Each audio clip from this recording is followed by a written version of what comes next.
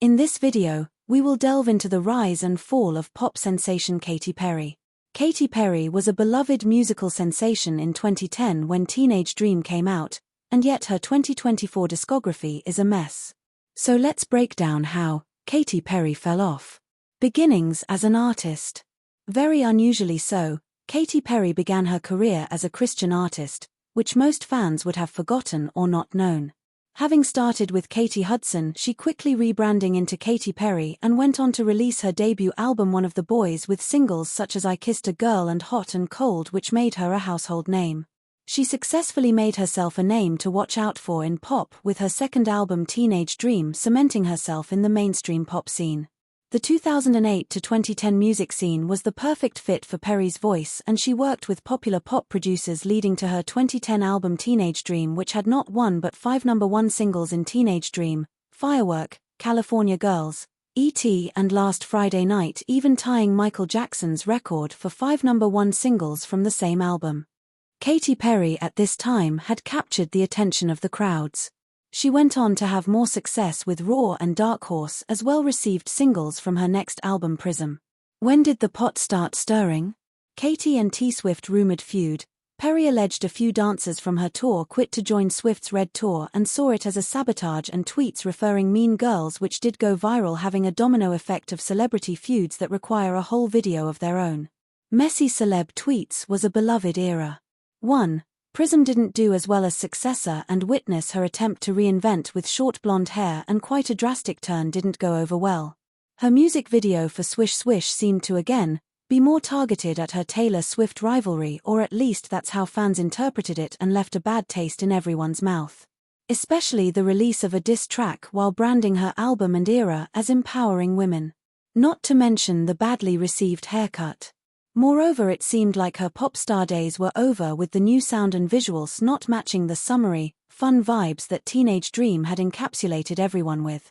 This was followed by Smile, an album which was almost forgotten despite a well-received single Not Really Over. This was also her first album without Dr. Luke as a producer, who during this time was being sued by Kesha over serious allegations. Perry, notably, did not take a stand for either party, even as the music industry was left divided by the weight of these allegations. Her reinvention with Woman's World after a bunch of releases that did not reach charts, the marketing was obvious this was poised to be her relaunch and prepare her for reattaining her stature as a main pop girlie. Leading up to her single, Trisha Paytas released her reaction listening to an exclusive sneak peek of Perry's new single, which made sense after the music video came out heavily featuring Trisha Paytas and very confusing feminist messaging, confusing because it felt like the direction of her new music was to regurgitate generic ideas of feminism akin to 2010's Pinterest quotes and no longer hold value as thought-provoking or insightful. The music video seemed even more embarrassing, with the pairing of male gaze centricity with slapstick comedy, nothing indicating the preparedness of Perry to enter a scene where Dyra-like intimate lyrics about experiences as women, everything from Olivia Rodrigo, Fiona Apple, Chappell Roan, Sabrina Carpenter, to name a few popular examples where honesty about their experiences stands out. It didn't help that in a song by feminism, Perry could only categorize women as mothers, sisters, daughters, an infuriating reduction which is the entry-line debate into viewing women in relation to men. The actual nail in the coffin seemed to be her decision to go back to working with Dr. Luke. Simply put, this was a distasteful move by Perry, seen as desperation to achieve the level of success she did in 2010s by working with the same collaborators and same generalized lyrics without bringing an ounce of understanding of current times or what her listeners want.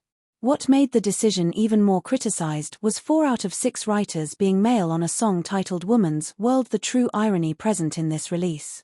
Twitter saw people criticizing her for deciding to collaborate with him heavily on her new album and it being a bad song. Now, her success in 2010s is enough to label her a powerhouse even without reinventions and current chart positions, and this allows her the freedom to pick collaborators, and more so bring on a team that can successfully guide her on how to market her music and build an image in tune with current times. The string of bad decisions reeks of misunderstanding of her own demographic or delusion to what the audience is willing to accept. Perhaps Perry and her team underestimated the impact the decision to collaborate with Dr. Luke alone would make, given how recent artists such as Doja Cat have collaborated with him and not received the same treatment she did. Of course, it is normal for people to criticize any and all music that comes out, even if the artist's own fandom is accepting and enjoying it. However, the internet seemed to band together in acknowledging Perry's bad direction. Seemingly unperturbed, she continued to release Lifelines as the second single, which, well, sounds exactly like another song we've all heard on TikTok online recently. Is it fair to say, despite all this, that Katy Perry has fallen off completely?